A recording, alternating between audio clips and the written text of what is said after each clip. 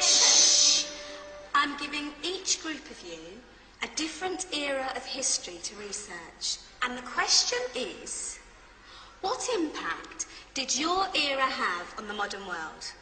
So Sarah, your group has the ancient Greeks. Ravi, you've got the Romans. And Danny's group gets, yes, a bit of a challenge for you. You get the Middle Ages. Some even call it the Dark Ages. Boring. See how you get on. Yes, miss. So, Sabine, yes, you get the Renaissance.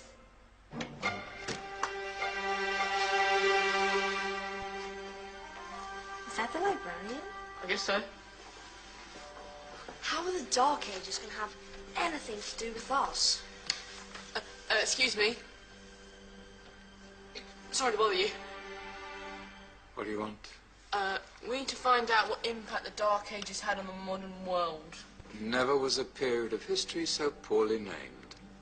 Don't touch. It's priceless. And I suppose someone's been filling your head with the usual nonsense, eh? 1,000 wasted years. A black hole in history, am I right? Yeah, sort of. You see, it's always the same. You assume it was all mud, disease, death and destruction, with marauding mobs of barbarians ripping down the good of former civilizations, burning and plundering as they went. Nothing of any worth invented either, eh? Oh, no. Go on, Beorfrey. Sorry to bother you. Come on, it's probably not worth it. Everyone knows that the Greeks and Romans invented everything anyway. Oh, did they now? And you're sure about that, are you? You know, I might just have something for you. You seem to be up for the task. I suppose I could...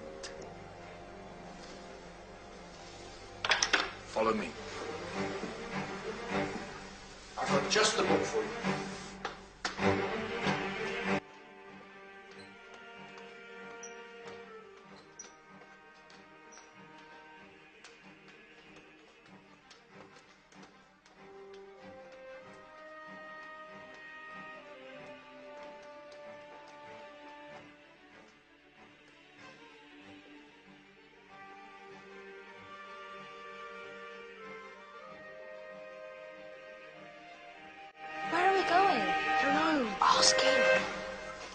Excuse me, where are we going? From darkness into light, my young friend. From ocean onto land, there are things you should know. Oh, yes, indeed. Yes, indeed.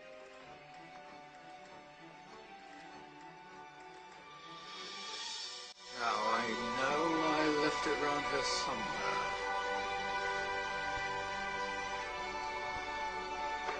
Ah! Here it is. Now, take a look. If you dare.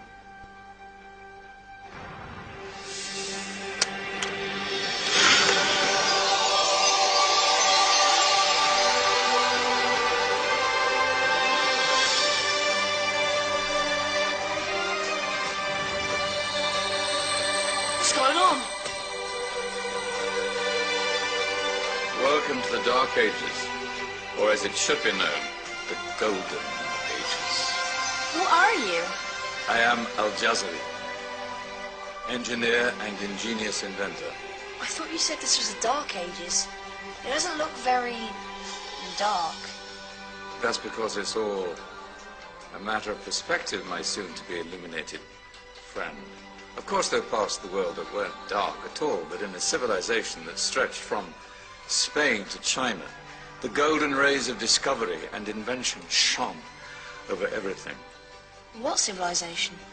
The Muslim civilization, my young friend. Through scholars and scientists of various faiths, some of the most important discoveries known to man were made at this time. Discoveries that drew on knowledge of the ancients, but have more connections with your modern world than you could possibly ever imagine. Like what? Well, all sorts of things. I've got to get a picture of this. I knew it was a good idea. Who are you? Allow me to introduce Ibn al-Haytham, a great scientist whose ideas led to the invention of the camera. You invented the camera. I laid the foundations for modern cameras by explaining how our eyes work.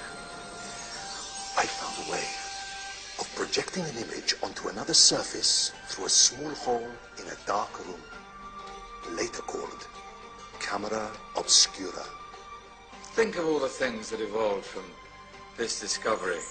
Cameras, cinema, all share the same principle. Cool. Look out below! Who's that? That's my good friend, Abbas ibn Farnas, Who gazed up to the heavens, passionate in his belief that man could fly. Whoa. Indeed, he dared to dream about flying 1,000 years before the Wright brothers. Do you know you all take your jet-setting holidays for granted, so it only seems fair to remember Abbas ibn Farnas. stand by. I'm ready for takeoff.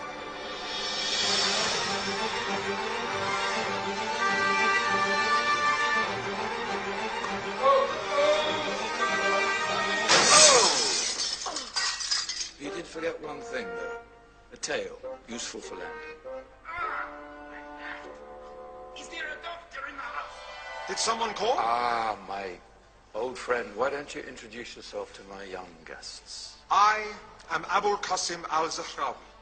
Many call me the father of surgery. Did you actually do surgery back then? Of course we did. In fact, many of the surgical tools that I invented are still used in your modern hospitals. Excuse me, a patient needs my attention. Scalpel? I think I may need some stitches. In that case, I'll use catgut Catgut? from the gut of animals. Perfect for stitching up internal wounds. Your surgeons are still using it today. Sorry, mustache.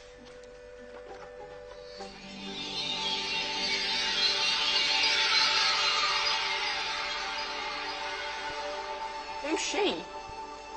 That's Maryam al-Astrolabi, one of the many brilliant women of her time. She made sophisticated astrolabes. Astro what? Astrolabes. They show the sky and the stars on a small flat plate you can hold in your hand. Think of them as ancient calculating or timekeeping devices. Today you have your watch, your compass, satellite navigation, helping people and explorers travel the world. Science at its brilliant best. And all these things were developed during the Golden Ages. And that's just the tip of the iceberg.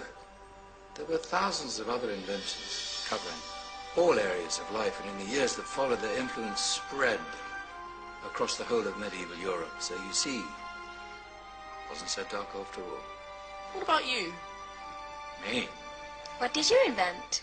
Well, I don't want to be big-headed, but I made some groundbreaking advances in engineering. I suppose my most significant discovery converted rotary motion into linear motion using a crank and connecting rod. It's essential in pumps and engines. In fact, I've no idea how the Industrial Revolution could have happened hundreds of years later without such a device. Not that I ever get the credit I deserve. But my crowning glory was my amazing time-telling machine. My legendary elephant clock.